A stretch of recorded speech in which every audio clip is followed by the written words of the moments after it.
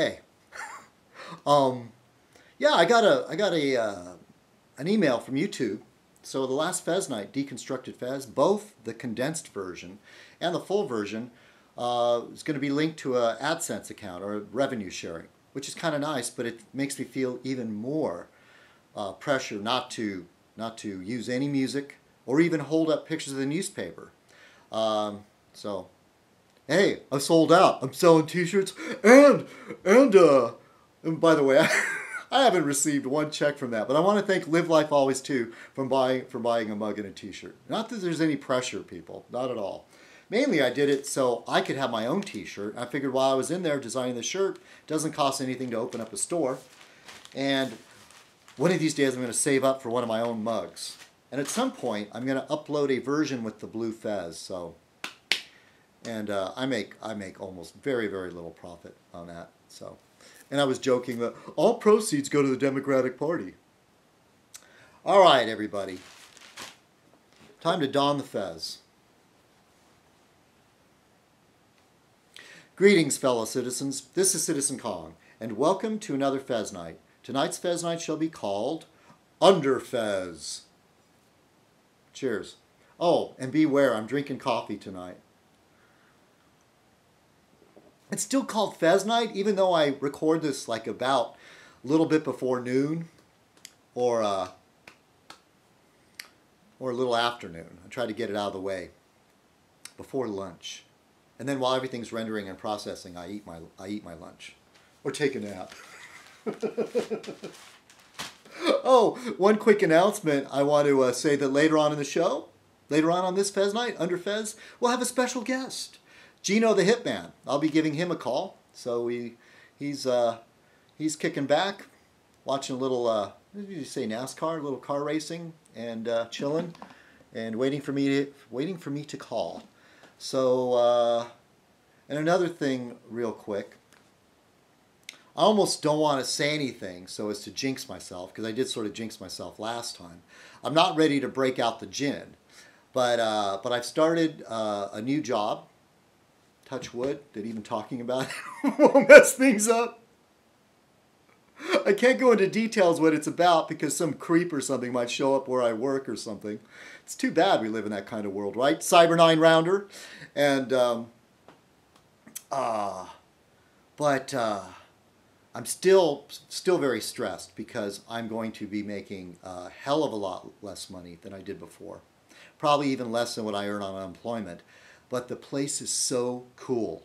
I've been able to have input, creative input. They've utilized my photography skills. The boss listens to me, who seems to genuinely like me. Actually, there's two bosses. There's a male and a female.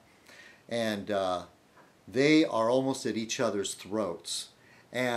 And part of the thing that he likes about me is that I can act like a mediator between those two. He's the business side, she's the creative side. And so, I mean, he said it himself that I'm able to bridge the gap, sort of act as a counselor between the two of them. Because she thinks in creative terms, and he's like, I want it done. And he doesn't really think about what it takes to go into doing it. It's a very interesting dynamic. Plus, it's a green-oriented company, meaning that they are trying their best to make as small a carbon footprint as possible, and even helping the environment. What it is, taking a certain material and keeping it from going in the landfills. It's a recyclable material, but it's coming up with a new use for it, a artistic, craft-oriented purpose. And so I'm pretty jazzed about it. But like I said, I'm still stressed because I've got a lot of bills to pay. Things that are out there, owing money, and I'm going to have to come up with something on the side if I'm going to pull this off. But I definitely want to keep one foot there because it is such a cool environment. And almost everybody that works there is a total pothead, even the boss. I don't know about the gal, but Oh, what a relief not to worry about drug testing.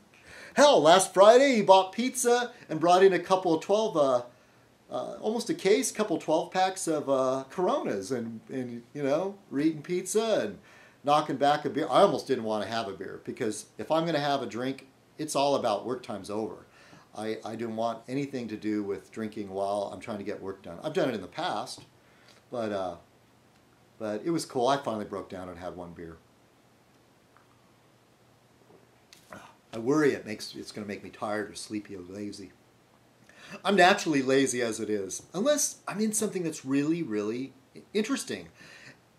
And my energy has been, excuse me, my energy has been tenfold the past few days. I'm practically bouncing off the walls.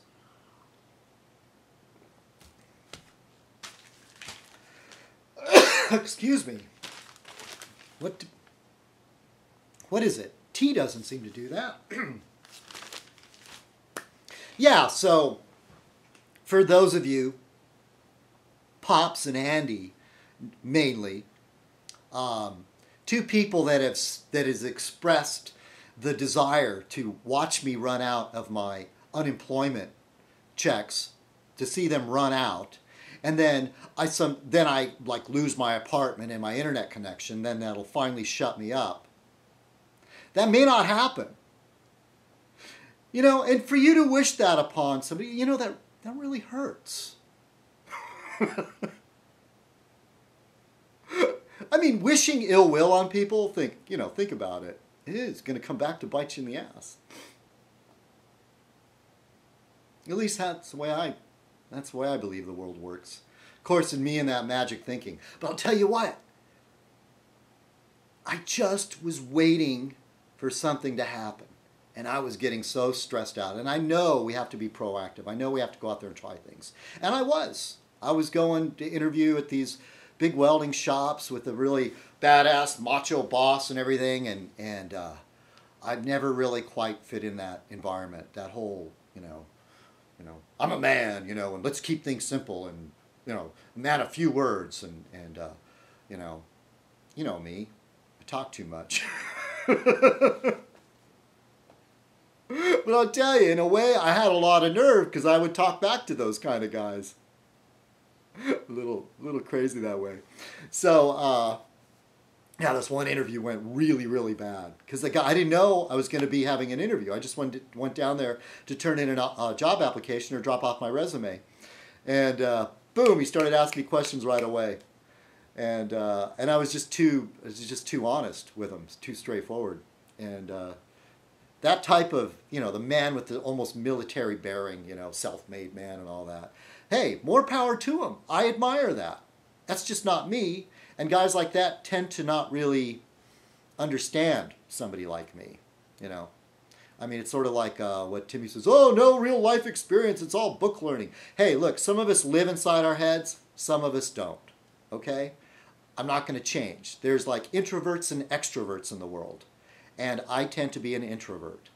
And men that start their own businesses and are good bosses, they're not introverts, rarely. When I was in school, though, they sent me to leadership camp. So in some environments, I actually can step up and lead. But that's more of like in a round table, sort of, almost a democratic sort of situation, where everybody's ideas are open. In those cases, people tend not to want to lead when it's an area of ideas, at least from what I've encountered. And so usually what I do is I sit back to see who is going to take charge, and I will let them take charge. Usually what ends up, though, power shifted back to me. This was in filmmaking and things like that, and student government. That's sort of the way it tended to happen. Yeah, and the big balls thing. Oh, well, I was going to say, so Annie and Pops, your wish may not come true, which is very funny about concerning my ability to be employed. Let me back up a little bit. It's just the fates.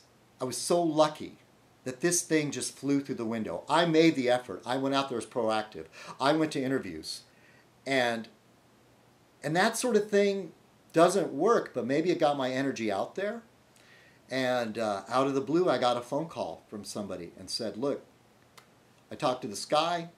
You know, you won't be making any less money, but you'll be making a lot less money, but I feel that it's right up your alley. You know, it's hippy-dippy stuff. There's 3 of the guys that work there are vegans. And in fact, when they ordered pizza, there was a vegan pizza there. I just feel more comfortable around people like that, you know? Guys that are in like a couple of the guys, 3 of the guys that seem pretty cool. They're all, each of one of it is in their own bands, and like they belong to 4 different bands apiece. It's just really weird. I don't know. I'm pretty excited. I'm pretty thrilled. So Pops and Andy wishing me ill on my employment situation is fairly strange coming from 2 people whose employment situation is dubious at best. At least I'm honest about where I was and what I was doing. And sure, you get that stuff. Oh, you're a bum sitting there collecting your unemployment, la, la, la. I don't know. I mean, isn't it my business? I guess I talk about it, so I make it your business. But I don't know. I worked 25 years at the same job, and I was put in it was a shock to the system, thinking about me doing something else. I planned on being there till I retired. I knew the routine.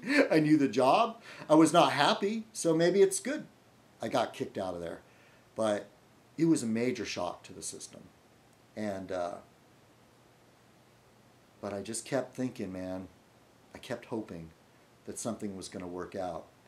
And touch wood, it's looking pretty good. But like I said, I'm not ready to break out the gin yet. I don't want to jinx myself. I almost didn't want to talk about it. This was sort of going on for a couple of weeks. So I knew about this last Fez, but I didn't want to talk about it. But it's some of the shit I've been getting from people made me want to say something. Those really awful people. How do you just wish ill will on somebody? It's like wishing somebody would get cancer, wishing that you're homeless, you know? Wishing upon somebody that you're on the street. It's just terrible. Yeah, I'm getting back to this big ball thing. Well, you know, it started with Riley taking credit for me so-called quote-unquote growing balls. I take umbrage at that.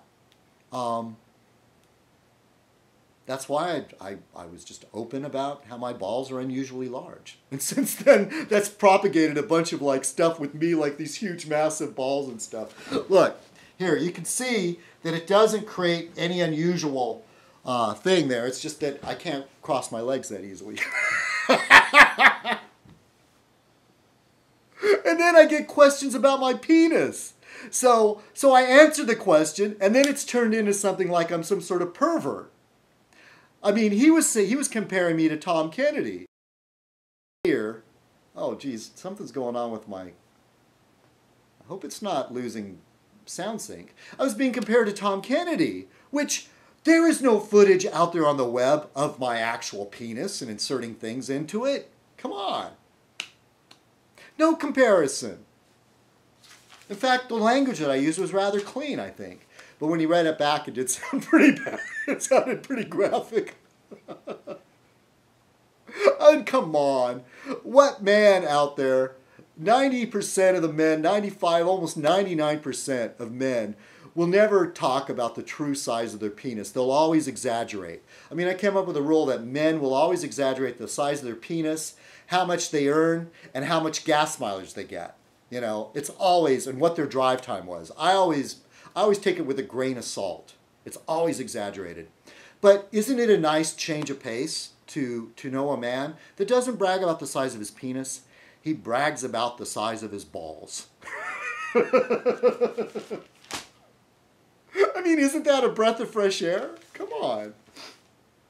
All right, let's get to the paper here real quick. So, this headline caught my attention. Fighting with the Wealth Divide.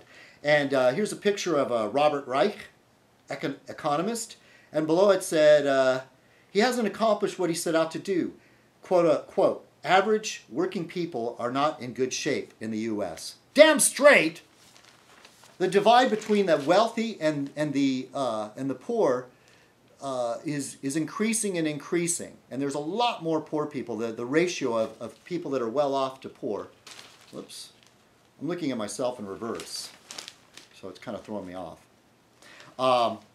It's just getting ridiculous. And that's what it's like in third world countries. You'll have a small group of the people living in palaces, and then the mass majority of them without indoor plumbing, fresh water, living in friggin' cardboard boxes. And we're moving in that direction. And the funny thing is that people are convinced that we do not want to put any restrictions on the rich, that somehow they're going to get rich too.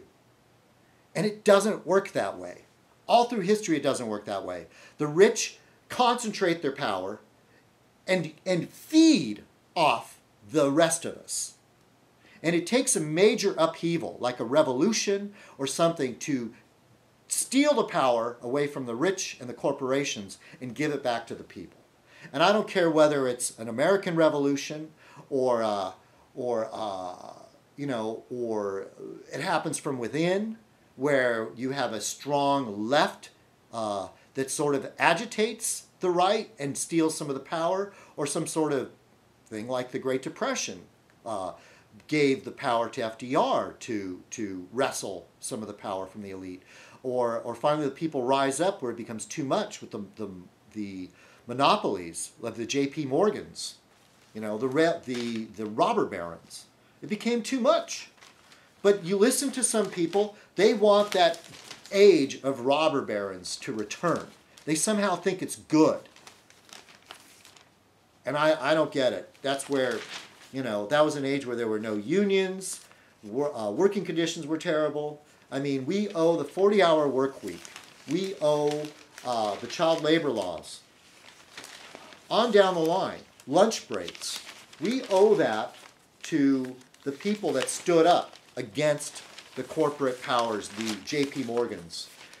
And granted, on their own, in England, there were situations where there were altruistic rich men that tried social experiments where they create a factory town and they would organize a band and give the people like a place to go recreate.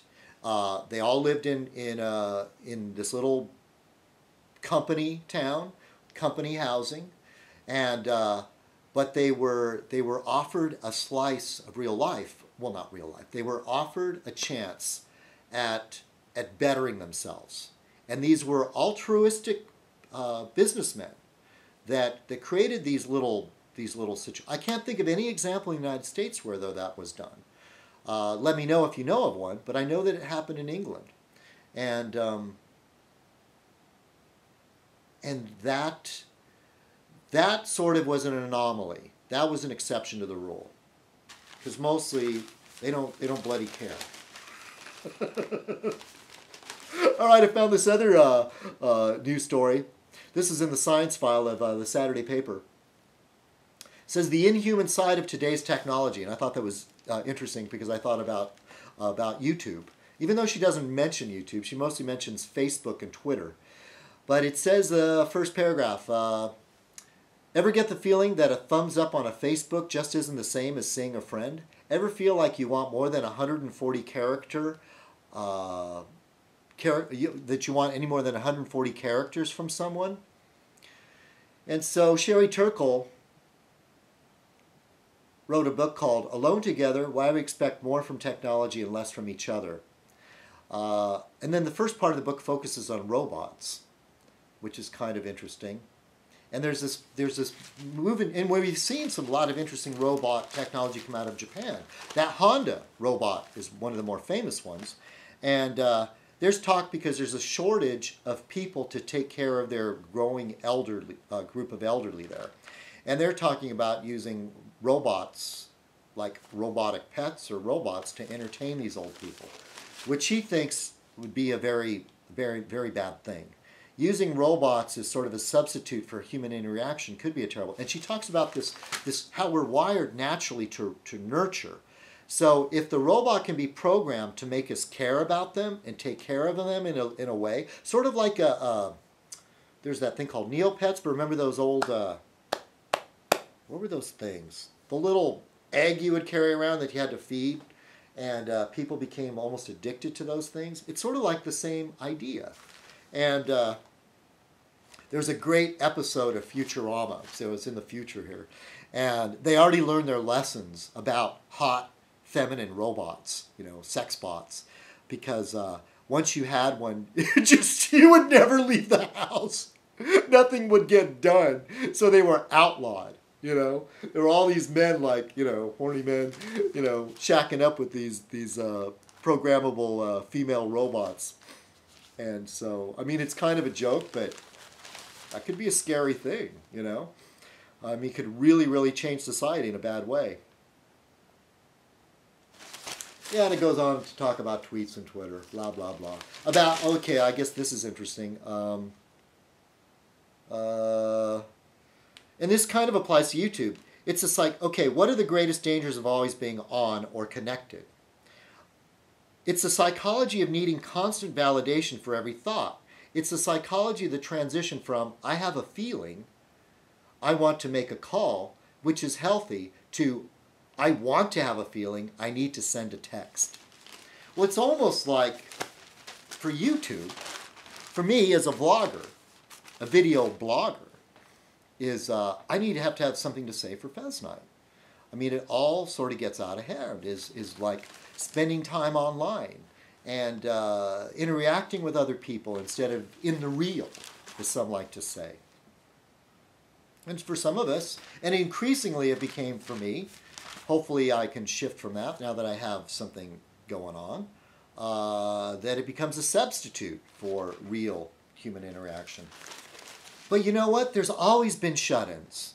You know, like Emily Dickinson, famous shut-in. What would her life have been like if she could have not had to overcome her shyness and go and deal with people, but deal with people online? I think she was around even before the age of telephone, I think. So this is kind of interesting, that, and I wasn't even aware of this, that I talked about the Honda robot.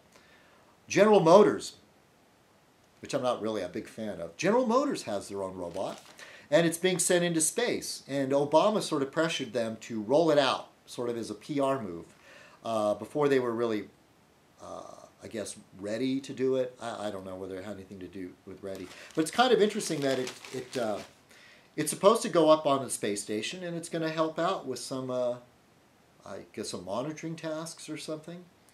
And Robot 2, built by General Motors, aspires to be a permanent member of the station crew. Built primarily of aluminum and steel, the 40-inch robot has no legs. That's the part that bothers me. Damn it, they should have gave it some legs, man. Even though it's floating around in space. My apologies to the amputees out there, you know.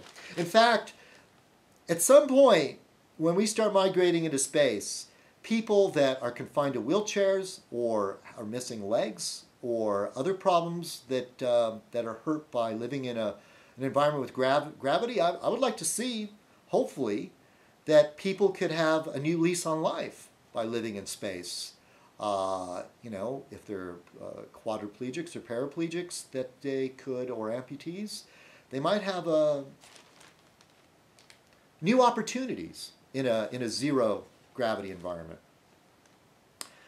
But anyway, this robot has no legs. And from head to waist, he stands 3 feet 4 and weighs 330 pounds.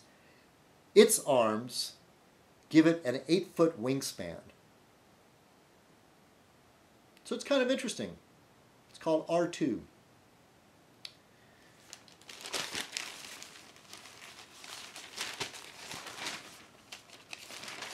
All right, I think I'm done with this one. Oh, there's a good article here. This editorial is good. It says, boycott China. Young women have been sold by psychiatric hospitals as sexual partners, and wives. Mentally disabled young men have been imprisoned as forced laborers in coal mines and brick factories. China enslaves and tortures its own, except America has a higher per capita of our population in prison than China does. Think about it. It exports baby formula, pet food, and food products laced with dangerous materials for human consumption, steals proprietary technology and intellectual property, counterfeits retail products, denies its population access to information, imprisons anyone at will, disallows a recipient to accept the Nobel Peace Prize, and has slaughtered dissidents seeking freedom from oppression. Isn't it time to boycott China? If not now, when? Well, you know, one of the reasons we don't boycott China is capitalism. Capitalism will not allow it. It's all about the bottom line. And goods from China are cheap. I mean, business is not a charity. We're not going to try to keep wages higher in the United States to cut into profits and expect people to do their duty and buy American, because that's not the American way. You know, did I ever tell you that there was that time where the auto industry, they were really saying, buy American, buy American? Look, okay, I haven't done my duty, you know. This is a reverse thing that's throwing me off. As far as that.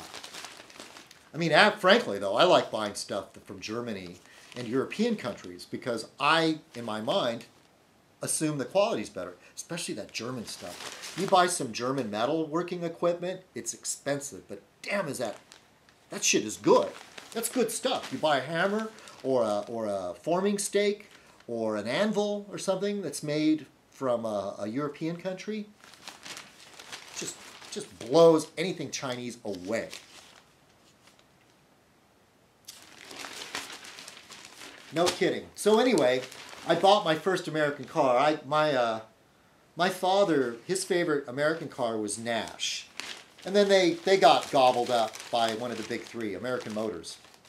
And, which by the way, Nash always had unusual body styles, and American Motors did too. Remember the Gremlin and the Pacer?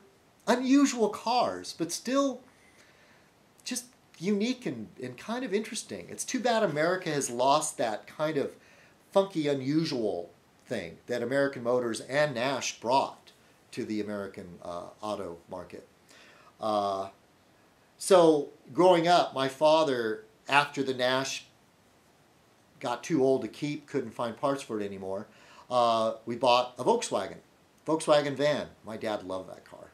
So I grew up loving German Volkswagens.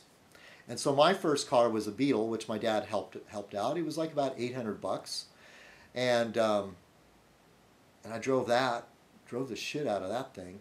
I even got caught in a flood in it. It was floating. I had to be rescued by the cops. Long story. But I was an idiot. I was like 16, 17 years old and stupid. Out with some buddies, drinking, smoking pot, out in a rainstorm, and, oh look, let's cross there. I'll never forget being brought home. My car had to be left behind. And later it was retrieved. And the damn thing, my dad towed it behind the van. And all this water was coming out of the exhaust pipes. And then it started up. That's a Volkswagen for you, man. Love those cars. And then I switched over to English cars. Once you drive an MG, it's hard to go back as far as the steering and the handling and just that feel. And just like sitting there. And the gear shift is like right there. And then you can stretch your legs out. It has like a long tunnel for your legs. Surprisingly, MGs have a lot of leg room. A very tall person can fit in there, except there's no sideways room. It's sort of like you're in a cockpit. You're bitching. I miss my MG. So anyway, so that whole thing about buying American, yes, I love foreign products. But I did buy a Ford Ranger pickup because I said, you know what, I'm going to buy American. I was disappointed. I was very disappointed because it started having problems, and I thought, and then I learned that most of it was made in Japan anyways because we had a business arrangement, Ford had a business arrangement with Mazda. So my transmission was made in Japan, And I had to go back because there was this little plastic device near the gear shift level that failed. And I thought, well, what the fuck? Why didn't they make it out of metal? Bastards. I don't know, you know. I just thought, I felt gut feeling, and it was practically brand new, that that I thought I was disappointed in the American product. And I still feel that Ford makes the best American automobile, just in my gut, you know. After Nash, my father, I guess, would be a Ford man. He owned a Ford, too, right after World War II. Man fell into Nevada mine shaft, dies after rescued effort is halted. That's kind of sad, but it just turned out it was too dangerous to continue the rescue effort. And I guess he was a guy that worked for a drilling operation, geothermal, and he's a family man. He's 28 years old, Devin Westonskow, and was out kind of exploring with some friends on his free time. And that tragic event happened. Okay, what do you say? What do you say we call Gino now, right? I talk about enough stuff in the news. There was one more opinion thing I was going to read. What was it?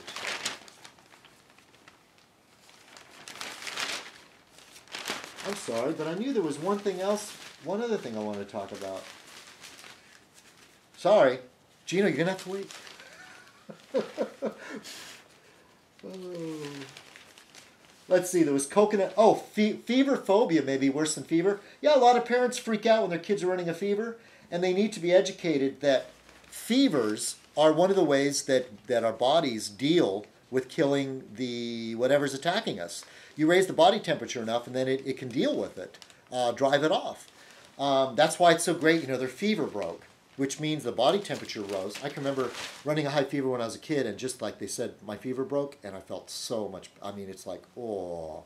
And you're on your way to recovery. But it can be dangerous when it goes too high, because then it can start killing brain cells. But this notion of trying to keep the fever down, no, it's bogus. And that ties in also with people going begging their doctors for certain things, and the doctors just give up.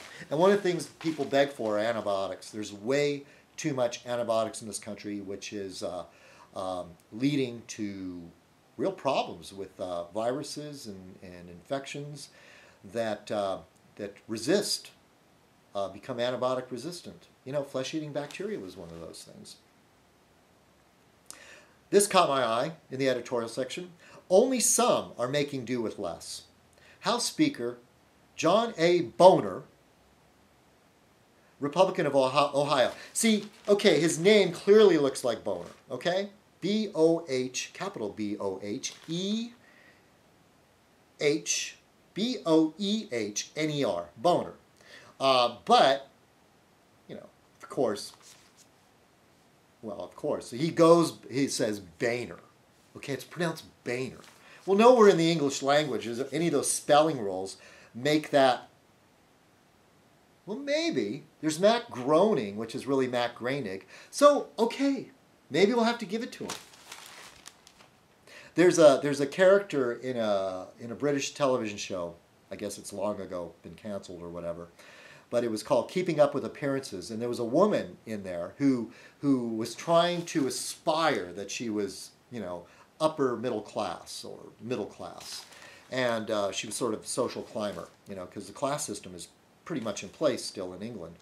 And her last name was Bucket, but she insisted on being called Bouquet. It's not Boner, it's Boehner. But Matt Groening, okay, all right, maybe. Boehner, okay?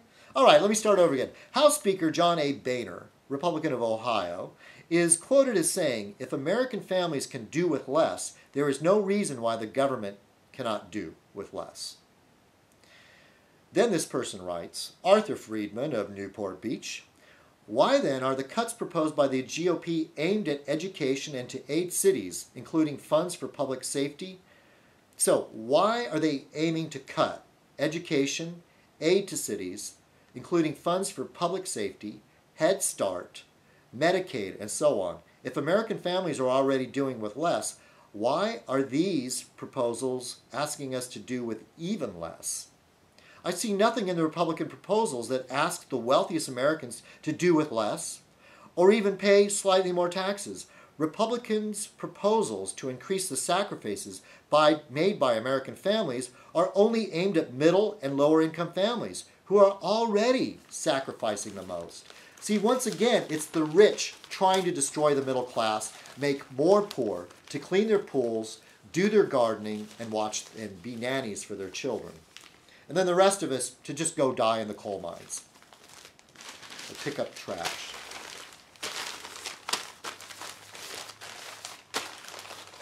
Okay, time to call Gino.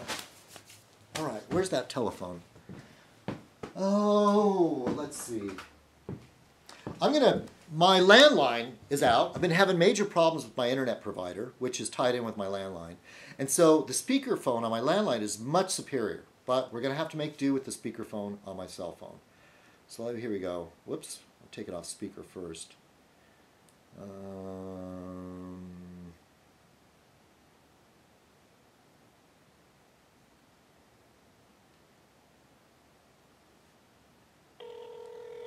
Hope you can all hear this.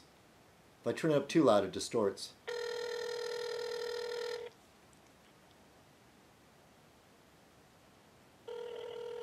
One ringy-ding, two ringy-ding. West County Studios. Oh, I'm sorry, again? West County Studios.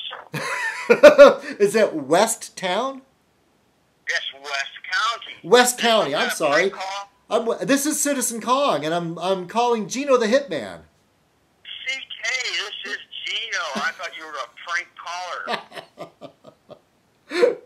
Yeah. I was going to ask. I was going to ask you if you were. Calls around here, and it's a little scary sometimes. So I have to make sure I know who I'm talking to. That's true. Yeah, and I probably have the ID number blocked or something. Yeah. I was going to. How are you? I'm good. I was going to call and ask if your refrigerator was running. Yeah, it was, but I did catch it, smart ass. I'm doing good, Gino. How are you? I'm doing good, pal. How are you? I'm doing all right. I'm feeling a little upbeat today. So last time, one of the first times I called you, it was freezing cold outside, and you were outside smoking a cigarette. One of the other times I called you, you were taking a break from the studio. So you have West County Studios. West County Recording Studios. West County Recording Studios. I'm sorry? Yeah, West County Recording Studios. I'm trying to get that right. This phone distorts a little bit, so I'm having a hard time understanding every single word. But that's very interesting. So you're making a go of it. That's a lot of people's dream, right? To have a recording studio. Yeah, I decided it was time to do it. I worked for a studio for years, a studio manager, audio engineer, but mostly a musician, and decided to stop giving other people my money, and borrowed some money, built a studio, and here I am.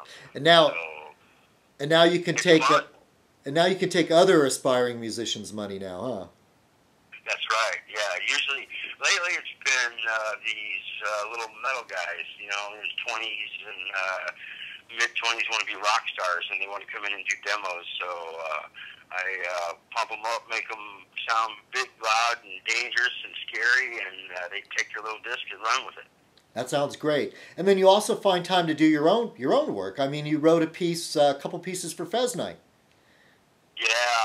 Well, I do a lot of editing, and it gets boring, so I sit down, and I'm working on a couple production gigs for myself right now. I got a CD that's going to be released in April or May, and then I've got another one that's going to be coming out the latter part of the year. It's all me, and so, you can't get in the zone sometimes, so you sit around and bang on the guitar, the drums, and I love watching the Fez show, so I thought I would do a Fezathon and make you some tunes. So what did you think of them? Oh, they were great. I mean, and also it kind of gets around that problem of me using copyrighted music. Well, I mean, your music is copyrighted, but I'm using it with your permission. And And I really appreciate. I mean, it's an honor. It's an honor when somebody makes an effort that you show an interest in Fez Night. Frankly, I don't know why anybody really watches it. I mean, it is long. There's a lot of talking going on, and It's all right. what's that? I always enjoy watching. It's just that you know how YouTube is.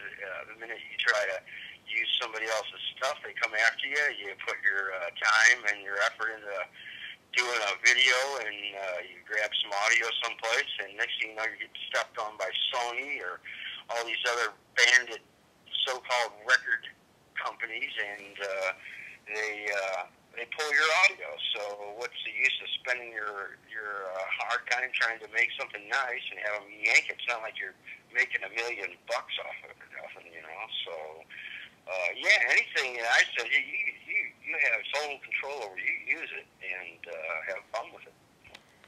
Yeah, no, that's a shame with YouTube because they're trying to make a profit, and it's a changing in the digital world now that it's so easy to make a perfect copy of something, of videos, movies, music, and it's a changing scene, and they're still dealing with working it out how to deal with it, you know, to be fair to the artists. The record companies, you know, they still got a bad taste in their mouth from just about dying in the last 20 years, you know, and the internet's a good outlet for up-and-coming bands to get their music out there. I mean, it's been a scam with the record companies. They just, you know, if you're a new band and you get signed and you don't see anything, you see, you know, bubblegum money, enough money to buy cigarettes and booze, and enough money to get to your next gig, and that's about it. They take everything else from you.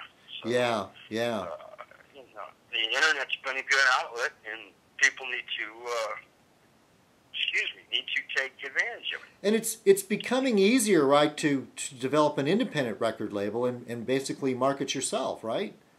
Yeah, that's the way to go. I mean, if you know, next thing you know, you got a band. Next thing you know, you got a producer trying to change everything because they think they know everything, and they're worried about the almighty dollar. They want to make as much money as they can. They don't care about you, and they'll run you to death and stick you on the road and leave you on the road until you're half dead. They just want to promote, and take as much money as they can from you. So why not? It ends up taking away your own identity.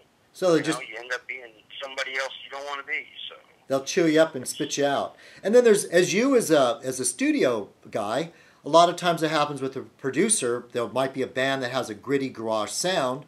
They'll get with the wrong, I guess it's the record producer that decides this, and they'll mix this new sound for them. And a lot of times I remember it happened with one of my favorite bands, but I can't think of the name, but it was a Britpop, like Stone Roses or something like that.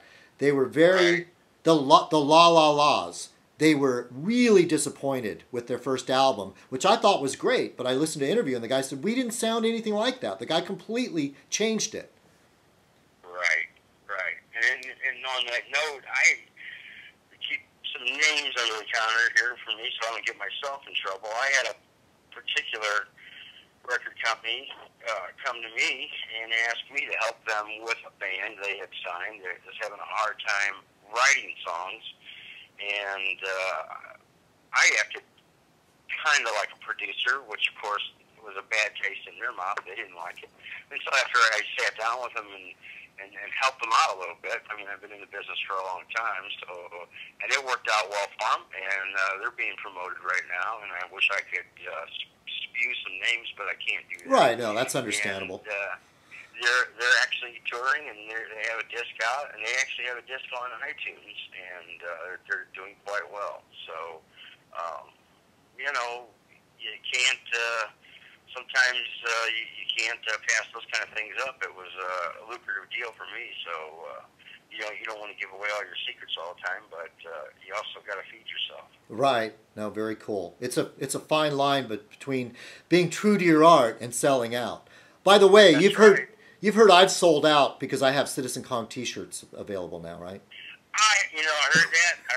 I heard Angie talking about that. You sold out, and I did not know you had Citizen Kong T-shirts, but damn it, I want one. I want a Citizen Kong T-shirt, and I heard, it's just rumor now, there are coffee mugs also. Yes, yes, there are. And at some point, I'm going to change the Fez blue, so the blue Fez will be available. But I don't want to feel any pressure for people to own one of each. But yeah, to be honest, I didn't make any announcement or any fanfare at all. I just slipped it in the description box, a link to Cafe Press. And so I did it on a whim. I don't expect to make any real money. Mainly I did it, as I said in the beginning of Fez Night, I did it to so I could have my own T-shirt. And once you're in there designing a shirt, it's so easy just to open up a store. In fact, if you open up a store, you can buy the shirts for less. Actually, it's very strange. So let's go ahead. Look at our friend Mr. Riley. He's an advertising genius. He's a mogul. He has his paraphernalia, his T-shirts, and I have his T-shirts and his sweatshirts and his coasters, and as a matter of fact, I don't know if anybody's ever seen the video, but he sent me a beautiful coat, hand embroidered with my name on it, and I wear it all the time, and I've actually had people come up to me and know who he is.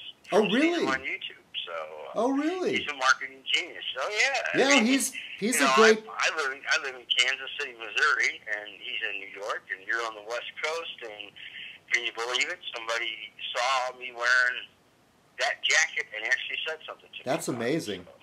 So, that's amazing. Yeah, he's quite the self-promoter, and I'd have to give him... He's got a very strong business acumen. I mean, it's obvious. Yeah. So... yeah, and thanks to Riley, the news about my large balls has gotten out there, too. So now the world can know I no longer have to live in shame, and I'm actually proud of my gargantuan testicles, or gargantuan gonads. You know what? I think he has a problem with the length of Fez Nights. I think it's upset him, and I feel bad. I love him. He's my paisan, so I'm gonna have to make him. I think tonight I'll have to make him a video and send it to him. And talk with him. Hey. And calm him down a little bit. He's a good guy. I love him. He's my paisan.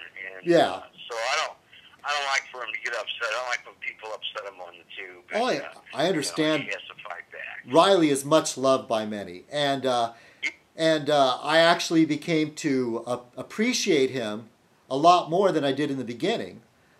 But then he started yanking my chain again. So I was like, okay, I don't know what to make of the guy. I really don't. He yanked everybody's chain. He's a chain yanker. Yeah. Man, and there have been nights when I have absolutely flipped him on and fallen out of my chair and just about pissed myself because sometimes he just makes you laugh like you can't stop. Right. I'm pretty amazed by his antics sometimes. Yeah, definitely am.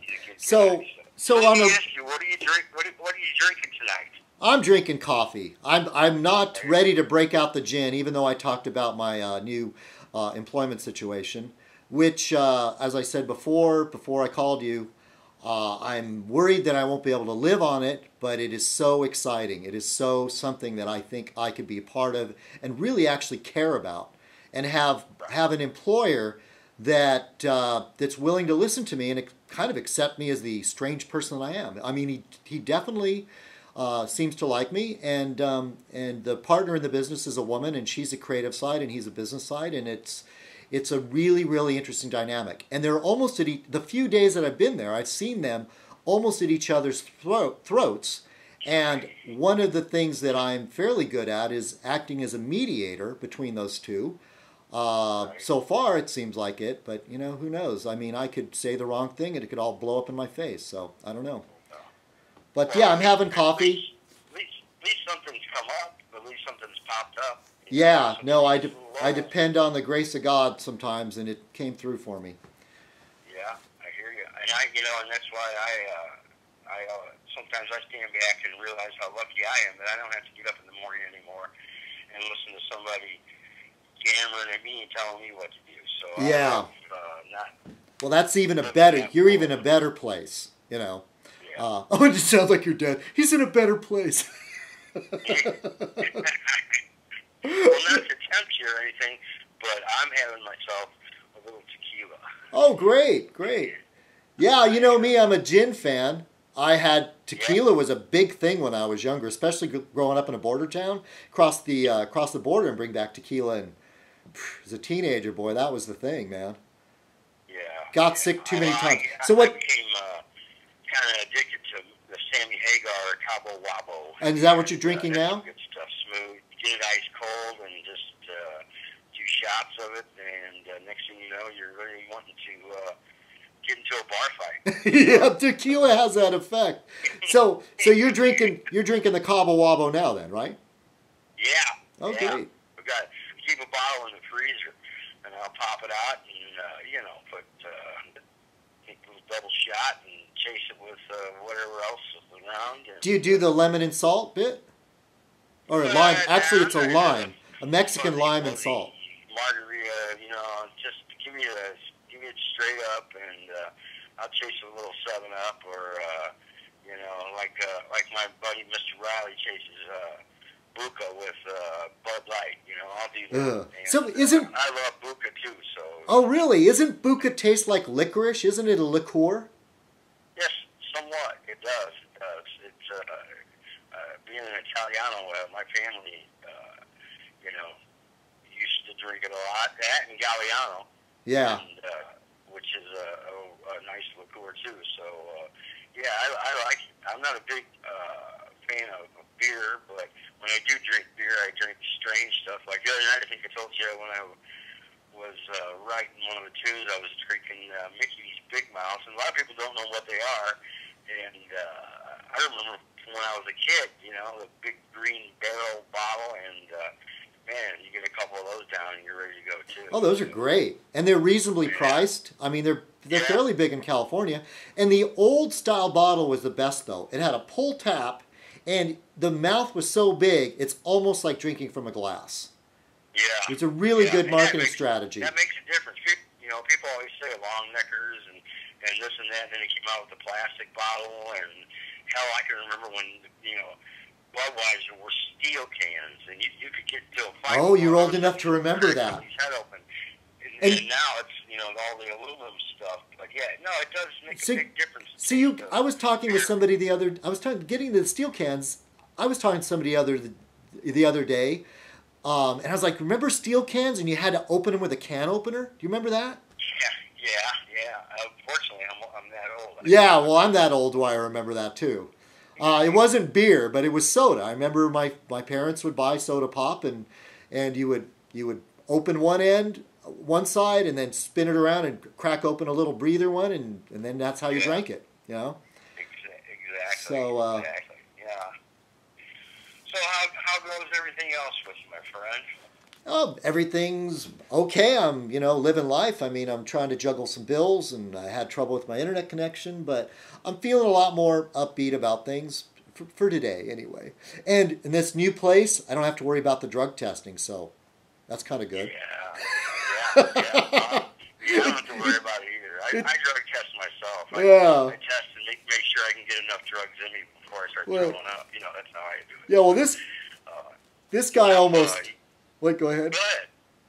This guy almost said that if he was hiring somebody and they didn't test positive for marijuana, he probably wouldn't hire him. Yeah, there you go. That's a good guy to work for right there. Yeah. Well, I'm getting on here almost an hour. This is an epic long Fez. So let's see. We covered you. I want to bring up real quick, and I don't know what the proper terminology is. I want to say you're a former Marine, but once a Marine, always a Marine, right? Well, yes, that's the way it works. Still a Marine. It's a subject I don't particularly like to.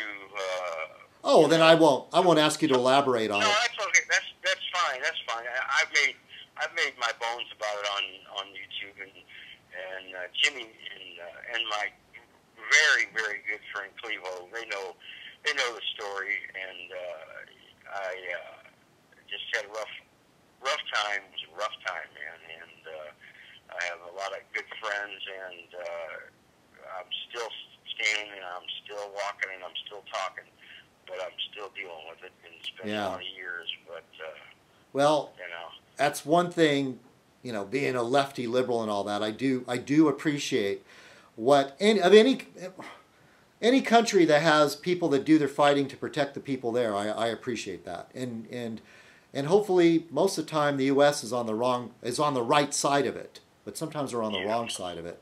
But military men like you that are honest about when it's good and bad, I think is important, because you don't impress me as a blind patriot. Yeah, you know, to be honest with you, I rushed through high school, tried to graduate half a year early to get into the Corps, and I actually had to have my parents sign for me to get into the Corps. Oh wow, you were chomping at the bit to get in there, huh? Yeah, my brother was in, and by then he had been out and become a law officer, and so that was kind of my written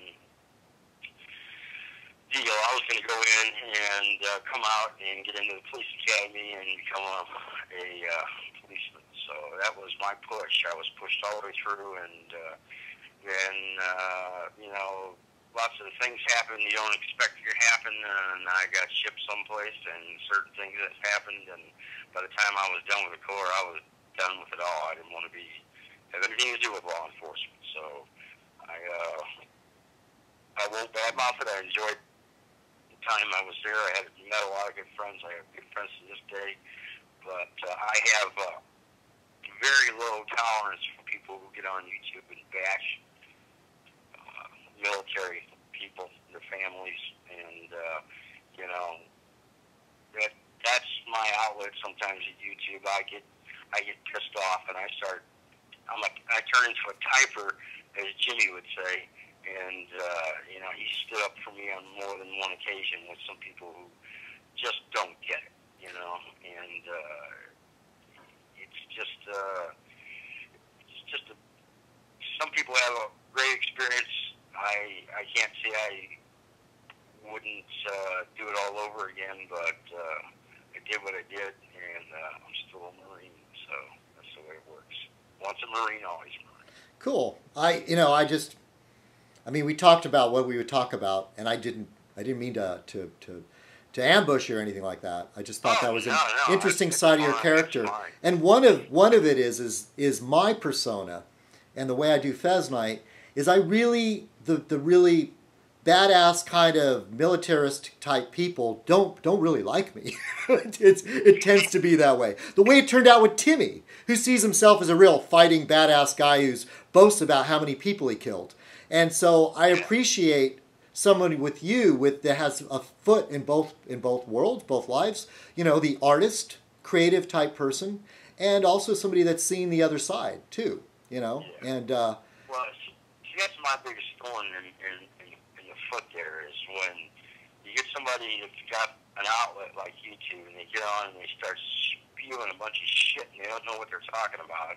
And people who have the audacity to talk about certain things, and until you have gotten lead flying at your head and people trying to blow your ass up, you don't have the right to say some of the things that people do say. No, I would. So that's what gets me riled up. And those are the people that never saw it firsthand. I would never pretend to understand what that would be like. It's hard for me to imagine. Well, long story short, I made it through Beirut, and I think anybody has any kind of intelligence whatsoever knows a little bit about history, knows a little bit about the Corps or the military in general, knows what happened over there, and everybody's got their own opinion about it, and I have some strong opinions about it, and I almost didn't make it out of that shithole, and I still pay for it every day of my life. You know, I think about it every day when I wake up in the morning. So the minute some self-righteous dumbass gets on, you know, any medium, like especially YouTube, and starts viewing, you know, some of the garbage they do, you know, I like to, as Jimmy would say, type and let them know how I feel. And if they don't like it, that's too bad. But until you're there, until you've been there, until you had it happen to you, you just don't have the right to you know, go on about it and do some of the things. And you know what, you make some friends when people realize what you're talking about. When other vets, you know exactly what you're talking about and what you've been through. So I don't like to dwell on it a lot because I have to live with it every day. But you know, it's life, and you know, I wouldn't trade it again. I wouldn't take it back. But it's just something you got to deal with every day. You know, it's hard to watch your friends die in front of you for no reason whatsoever, and it's just a bad situation. That's about all I got to. Yeah, well, as Forrest would say, and that's about all I got to say about that. Yeah, well, I wouldn't mean to pry or anything. I just thought that was sort of an interesting thing about you. And oh no, you're not prying at all. You're not prying at all. I have a lot of people who just, you know, I meet and they drill me and ask me, you know, what about this and what about that and how was this and how was that, and I've had family members join the Corps, and you know, they come to me and ask me, well, you know, what about this and what about that, and you know, you pretty much have to give them a heads up because you know, every branch of the military is different. The Marine Corps, in my opinion, is way different, and you just you need to know what you're in store for. Yeah. Because well, if you know, you always see a lot of guys on YouTube leaving comments. So I'm joining on such and such date, and I can't wait. And you know, I get a big smile on my face when I see those because they don't have a clue. They're just kids, man. I was in the airport. I mean, I'm not too far from Camp Pendleton. I'm in the airport, and I'm seeing these young men in uniform, you know, boarding a plane, going somewhere, and they're not even ready to shave. They're kids. Right. It just blows me away. So exactly. So anyway, well. Yeah, well, you know, and that's the sad part of it. Yeah. That they are that young, and then you know they made that decision that they're going to go, you know, fight for their country, and then sometimes things just don't turn out right, and we get into situations like we've been in the last 20 years, and it's a sad situation. Well, part of me says that only the young are even going to have the optimism to think it's going to be. I mean, I just know that as you get older and you've taken a few shots in life, you're less apt to stick your neck out the same way as when you're young, you know? Yeah. So. Yeah. And then now you said that. This is what Timmy said. This is a quote from Timmy. What's that? Is that what you said? No, I wasn't quoting. I wasn't quoting Timmy, but. Oh, okay. No, I thought I heard you. We got an echo going back and forth. Oh, okay. So what is with Timmy? Apparently, Timmy has taken a disliking to Mr. Gino for some reason. Yeah. You know, it's pretty much he hates everybody unless you kiss his ass. Really? Yeah, that's pretty much what I've seen. You know, kiss his ass and he'll let you hang around, you know, on his channel. Yeah. Well, you know me, I'm pretty much a loudmouth anyway, so I might have made some comments about, hey, dude, take your meds, or take it easy there, or you know, you're losing your mind or something, and then next thing I know, he's got a little Gino puppet, and he's ragging me for you know, taking meds and trying to stay sane, and some people popped up out there that didn't care for it. I have more friends out there in YouTube land than I thought I had, so it was quite nice. And again, Mr. Riley came to my rescue there and kind of backed me up, and my good friend Mr. Clevo, and so you know, it's nice to know. And Barfly Brooks made a video about it. Jimmy's got something wrong with him, man. I'm telling you. Well, his gone. I thought I could. I thought he lives in some other world, and I don't like that world. I don't want to go there. So yeah. Well, when I go on vacation, I'm gonna make sure I stay far away from Timmy Town. Yeah. No, I thought I could. I don't know. I just thought he was. You know, most people are always. There's a good side to him, and I thought I could befriend. Actually, to be honest, and Timmy rags on me about it like that. At the time, I could have used a friend, and turned out that was the wrong person to try to befriend. That guy is slippery, a slippery man, and he's proud of it. I don't know too much about it. It's just a bizarre show. Yeah, and I wasn't around to see when he was attacking you. I probably would have mentioned something on a Fez Night, but I didn't see his puppet that he made of you, and I just saw some stuff a month ago in the comments. He kind of brings you up every now and then, but I know he's made plenty of puppets for me, and for some guy that says he doesn't watch my videos, he sure talks about me a lot, you know. Yeah. And and I talk about him, but anyone goes and I probably kicked the door open with him by leaving some rude comments, but that's my right. I can do no, that. he can't take it. He can't take it. And he decided to come back with a video that kind of cut to the quick, and if that's what he wanted to do, that's exactly what he did, because he pissed me off, and but he makes it impossible to stand back and fight with him because he blocks everybody, Right. And he pulls his videos down as fast as he puts them up. So no, he's supposed to be. I don't understand that. He's supposed to be some badass macho guy on the reel, and yet he treats Cybertown as Timmy the snitch, Timmy the blocker. I mean, he goes running to YouTube. In the reel, would he go running to the cops? I don't think so.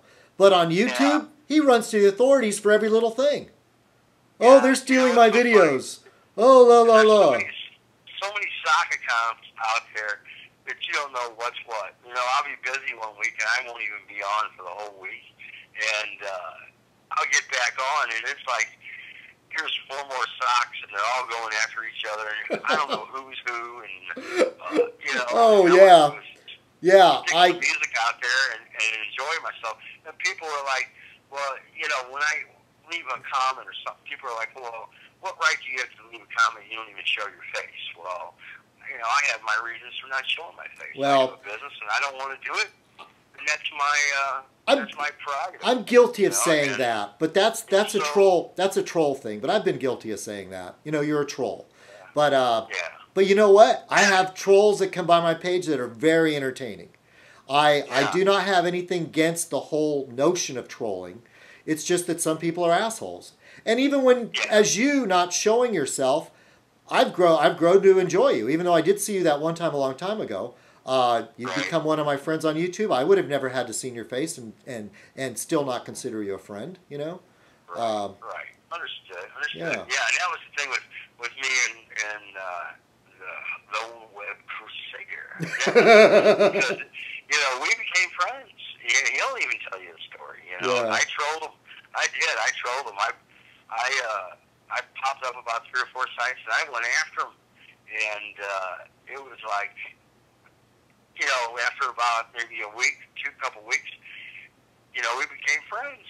And I thought we're good friends. But the problem is sometimes things are said, and people do things, and you catch the tail end of the stuff, and then you're off YouTube for a while, and some things were said, some things were done, and you just get pissed off, and you take things the wrong way out of context, and It can happen. So, but for the most part, I love Jimmy. He's a good guy. He's a good guy at heart. I know he's the kind of guy that gives you the shirt off his back, but let me tell you something, he'd have another shirt on underneath it, I don't mean that in a bad way. He's smart. Yeah, yeah. No, I basically think he's a good guy. He takes the mick out of me sometimes. I think what's interesting, though, about where the NOE got driven into a ditch, partially because Jeff basically made Riley in charge and gave him a bunch of bones to give away. Right, yeah. Yeah, okay, yeah. It's all of a sudden it was, like I said again, since I'm not an avid everyday tuber, I'll come on, I might miss a week, sometimes I might miss 2 weeks for whatever reason. And it seemed like I was off for a while, and all of a sudden, next thing I know, everybody's got bones, This guy's got bones, and he's the minister of that, and this guy's got bones, and he's the defender of this, and I'm like, what's going on here? All of a sudden, it's Bone City everywhere, and I thought my bones were authentic from where they came Yeah, from. no. The more people have one, it devalues it, doesn't it? Yeah. It makes it less special.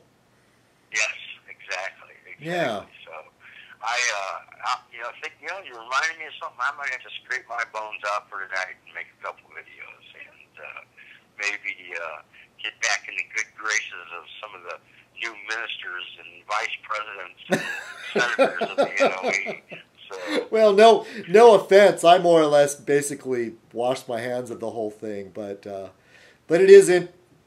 There were some good times. There were definitely some good times. But well, but, you know me. I love Mr. Jerry Mahoney and his entire family. No, that's why And, I catch so much. I catch so much shit. I've been getting so much shit from my enemies about how Monk and I are gay for each other. Look, man, that was the guy that made it interesting for me to be on YouTube, to watch the Angry Dummy videos. How does that make me gay? Jeez. And I'll say it again. Calling me gay is an insult to gay people. Yeah. I love what he's done. I mean, to be honest with you, that was my first interest. When I saw the Angry Dummy, I just lost it. I mean, it was like, this is too cool. I like this. And then,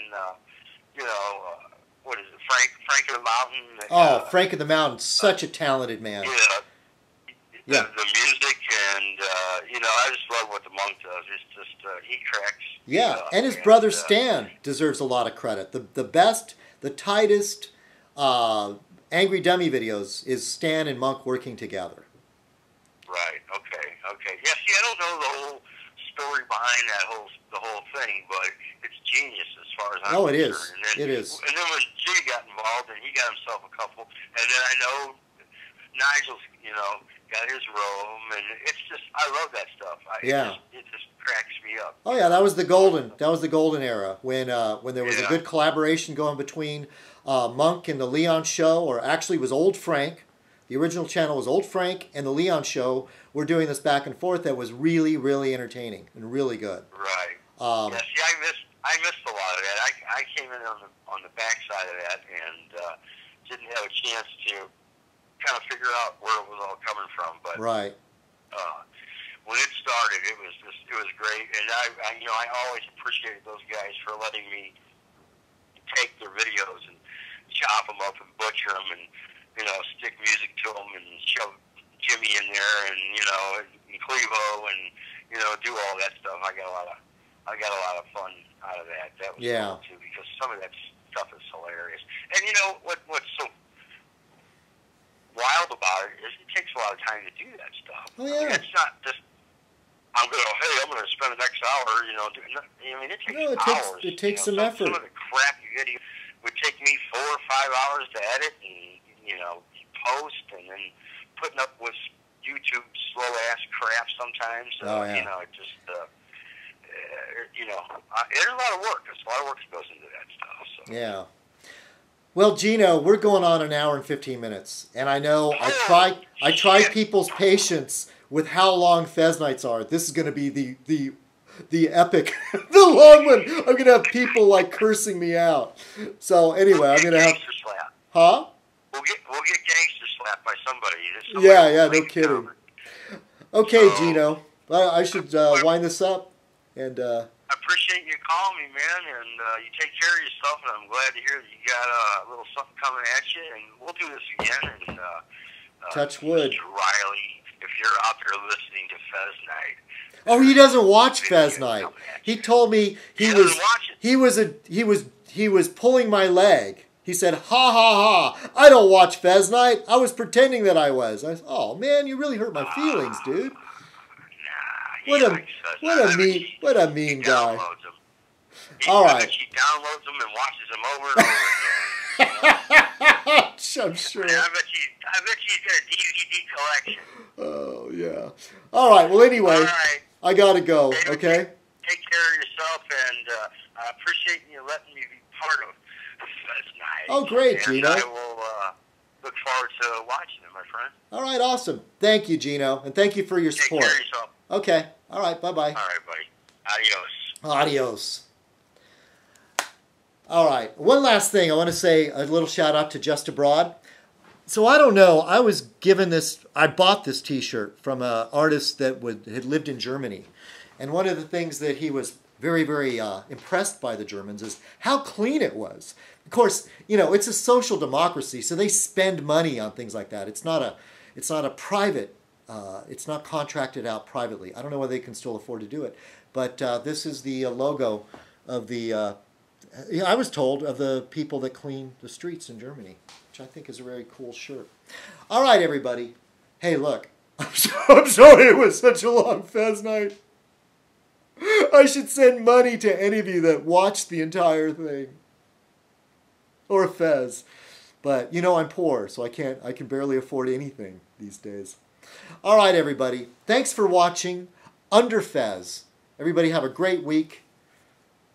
Citizen Kong, have a great week. Cheers.